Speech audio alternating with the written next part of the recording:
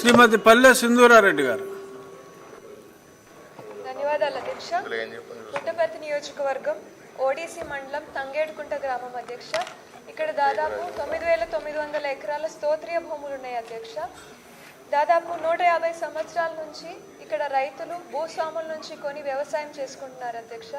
కానీ ఇక్కడ చాలామంది రైతులకి పట్టాదారు పాస్బుక్లు లేవు అధ్యక్ష.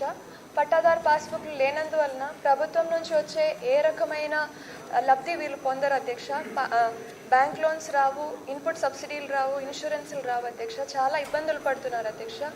కాబట్టి వీరికి ఒక డిప్యూటీ కలెక్టర్ స్థాయి అధికారిని వీరికి ఈ ప్రాబ్లంకి నియమించి వీళ్ళకి పట్టాదారు పాస్బుక్లు ఇవ్వాల్సిందిగా మీ ద్వారా మంత్రి వారిని కోరుతున్నాను అధ్యక్ష. ధన్యవాదాలు.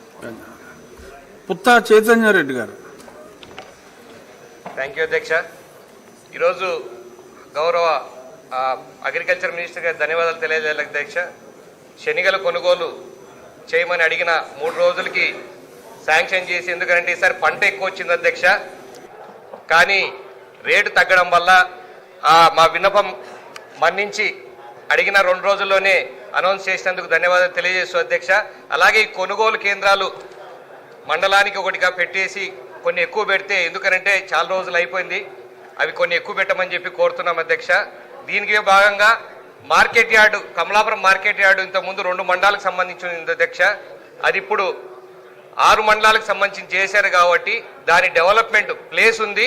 కొన్ని రోడ్స్, కవర్డ్ ప్లాట్ఫామ్స్గా డెవలప్ చేయమని చెప్పేసి మీ ద్వారా మంత్రి వాళ్ళని కోరుతున్నాను అధ్యక్ష. ఇంకొక చిన్నది అధ్యక్ష, ఈ మావన్నీ రేగడి పొలాలు అధ్యక్ష. ఆ రేగడి పొలాల్లో జింకల బెడద చాలా ఎక్కువ ఉంది అధ్యక్ష. పంటలు పండిస్తున్నారు కానీ జింకలు గుంపులు గుంపులుగా ఎక్కువగా పెరుగున్నాయి. ఫారెస్ట్ వాళ్ళని అడిగితే 1 గ్రూపు 2 గ్రూపులు ఉంటే రీలొకేట్ చేస్తాం కానీ ఎక్కువ గ్రూపులు ఉంటే రీలొకేట్ చేయలేమంటున్నారు అధ్యక్ష. దానికి ఫారెస్ట్ డిపార్ట్మెంట్ వాళ్ళు, అగ్రికల్చర్ వాళ్ళు చేసి రీలొకేట్ చేయడమా, లేకుంటే ఒక కాంపన్సేషన్ మెథడ్ ఏదన్నా ఫామ్ చేసేసి ఏదన్నా సొల్యూషన్ తీసుకురావాల్సింది చెప్పి మీ ద్వారా కోరుకుంటున్నాను అధ్యక్ష. తప్పకుండా న్యాయం జరుగుతుందని అనుకుంటున్నాను అధ్యక్ష. థ్యాంక్ యూ అధ్యక్ష. మంత్రి అచ్చెన్నాయుడు గారిని 2 రోజుల్లోనే పూర్తి చేసినందుకు అభినందించడం నిజంగా కడు అభినందనీయం. అలాగే ఆ స్పీడ్లో ఇంకొన్ని పనులు కూడా, ఇంకొన్ని రిక్వెస్టులు కూడా మీకు చేశారు. 2 రోజులు కాకపోయినా వీలైతే 4 రోజుల్లో చేస్తారని ఆయన ఆశిస్తున్నారు. థామస్ గారు, టెస్ట్ బేబీ తప్ప ఏదైనా మాట్లాడచ్చు.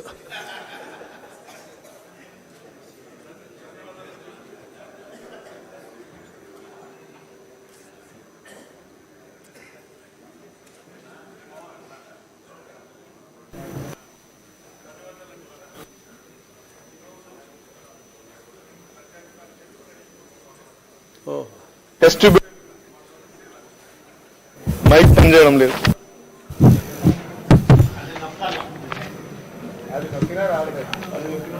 ధన్యవాదాలు అధ్యక్ష.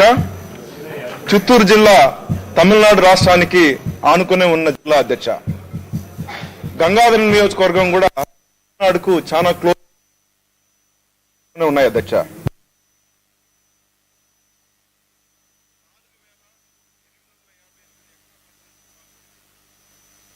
ఇది 2వ ప్రధాన పంట అధ్యక్ష. మేజర్ గా చిత్తూరు జిల్లా ఉండే వాళ్ళందరూ ఒకటి మామిడి, 2వది చెరుకు పైన ఆధారపడి ఉన్నారు అధ్యక్ష. చిత్తూరు జిల్లాలో 3 చెరుకు పంట పైన ఆధారపడి ఉన్నారు అధ్యక్ష. గంగాధర నియోజకవర్గం మాత్రం సుమారుగా 3,188 హెక్టర్ చెరుకు సాగుబడిలో ఉంది అధ్యక్ష. డిసెంబర్ వస్తేనే, December to February up to మార్చి వరకు ఇది బిజీగా ఉంటుంది అధ్యక్ష ఇక్కడ. ఎందుకంటే అక్కడ ఒకే ఒక షుగర్ ఫ్యాక్టరీ ఉంది, ఫుల్లీ లోడెడ్ అధ్యక్ష. సుమారుగా 2,500 మంది చెరుకు రైతులు మా నియోజకవర్గం నుంచే ఉన్నారు అధ్యక్ష. జిల్లాలో అత్యధిక చెరుకు సాగుబడి మెయిన్ గా చూస్తే గంగాధర నియోజకవర్గంలోనే ఉంది అధ్యక్ష. ఆంధ్రప్రదేశ్ లో ప్రస్తుతం చెరుకు ధర టన్నుకు 3,290 రూపాయలు ఇస్తున్నారు అధ్యక్ష. ఇదే తమిళనాడులో అదనంగా వాళ్ళు 350 రూపాయలు ప్రభుత్వ ప్రోత్సాహ ధరగా ఇస్తున్నారు అధ్యక్ష. ఇదే విధంగా మనం కూడా ఇస్తే మన ప్రభుత్వానికి మంచి పేరు వస్తుంది అధ్యక్ష.